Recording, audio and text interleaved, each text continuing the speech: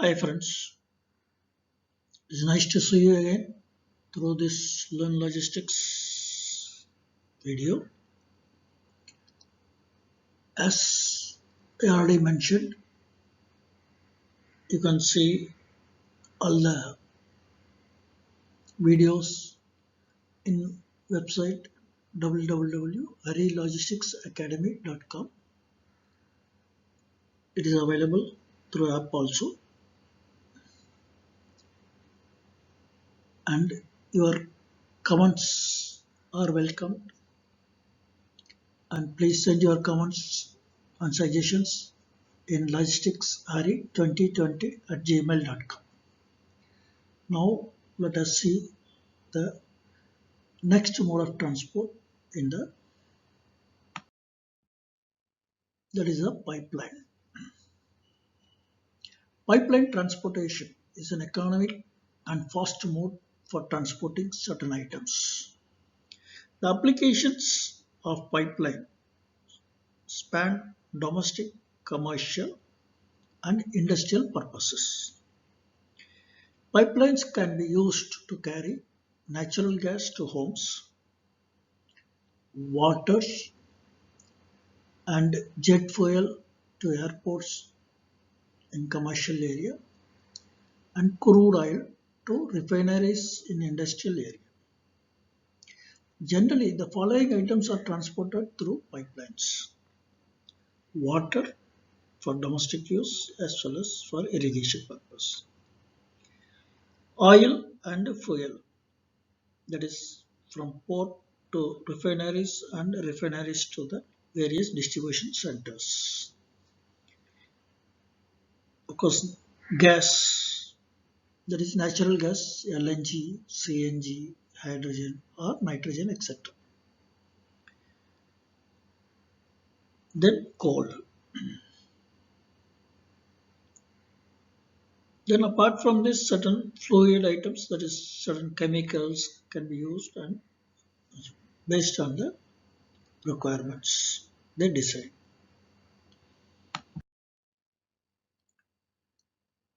The pipeline transportation usage is one, water transportation from ponds, river, sea to purifying centers, and then distribution to local administration, then houses and apartments. Second is oil, fuel, gas transportation from ship to refineries or the stocking yards, then processing factories or bottling plants in short and long distance locations.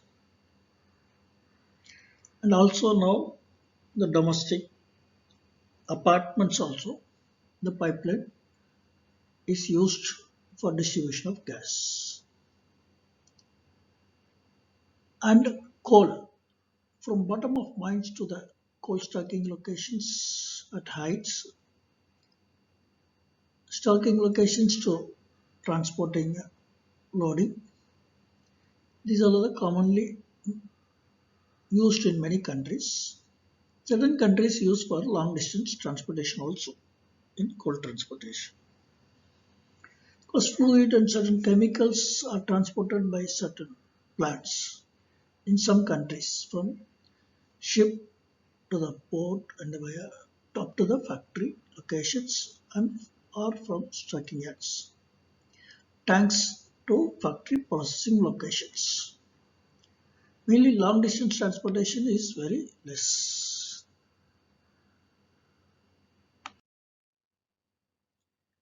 Pipeline benefits, when we see, one is the large capacity transportation is possible at a very shorter time, and safer and continuous transportation. It's going to be a continuous transportation. There is no need for any gap.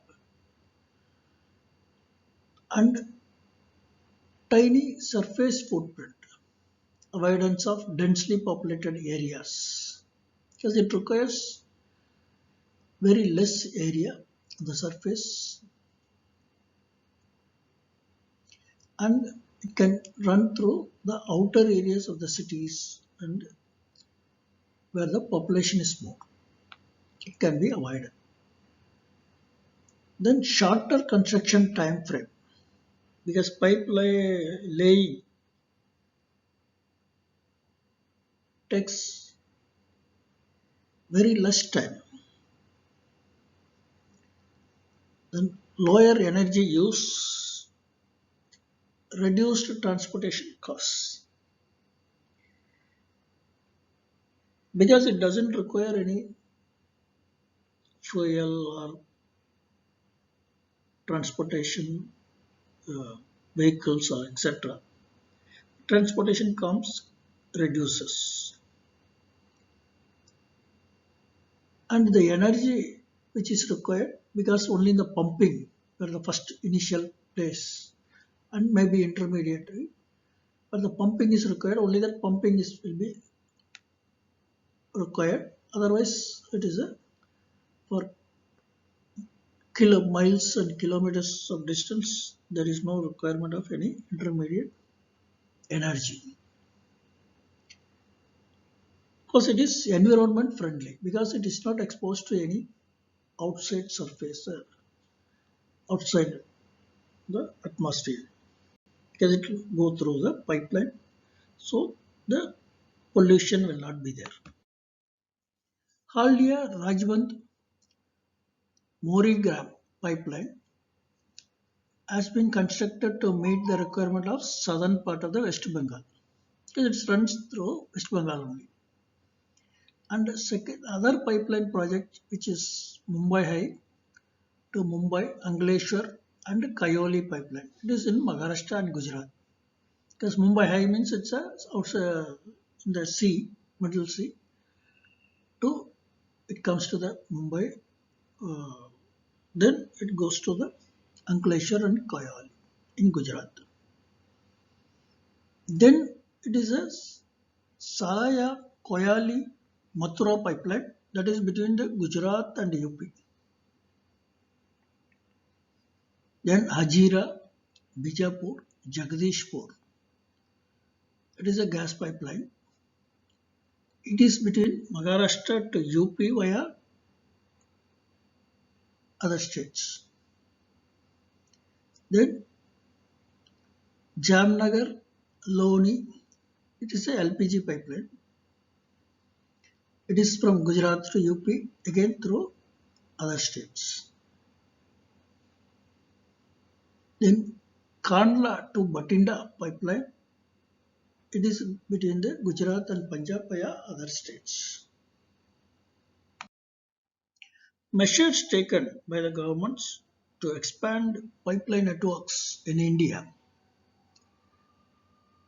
When we go through this, we can see Pradhan Mantri Urja Ganga project. It is a gas pipeline project, aims to provide piped cooking gas to residents of Varanasi and later to millions of people in states like Bihar, Jharkhand, West Bengal and Odisha. According to GAIL, with the Urja Ganga project, 20 lakh households will be get PNG connections.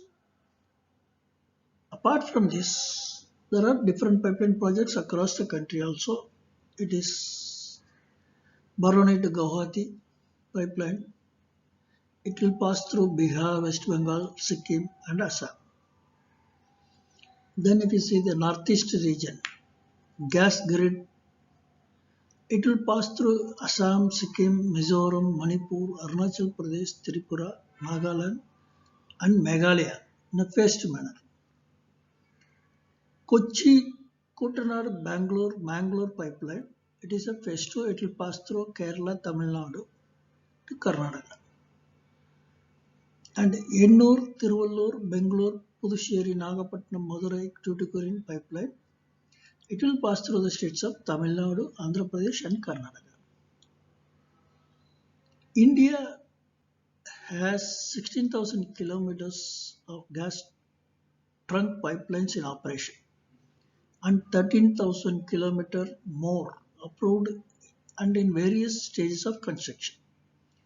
The city gas distribution network,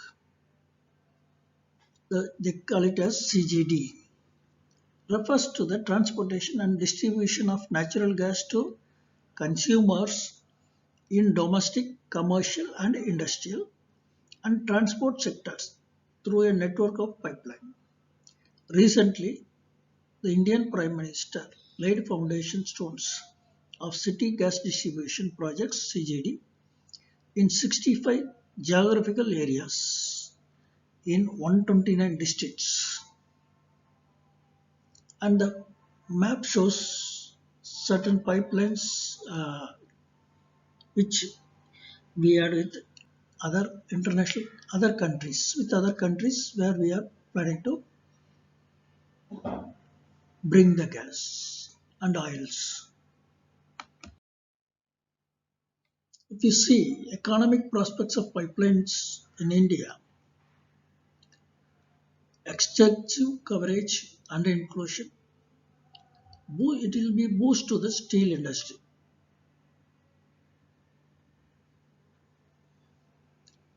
And domestic business opportunity,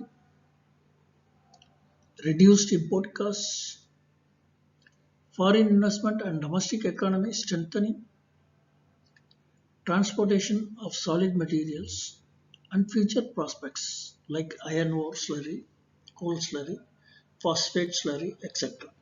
Certain are under progress.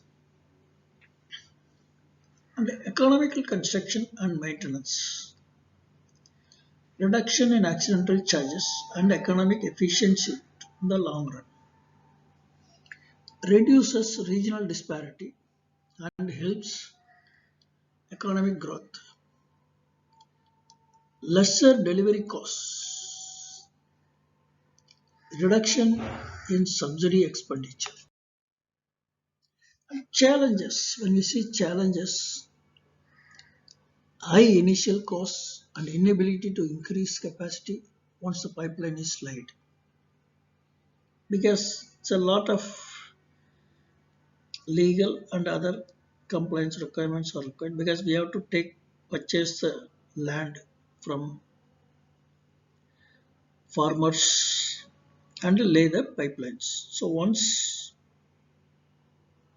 it is laid, for future expansion, unless there is a land, it will be difficult.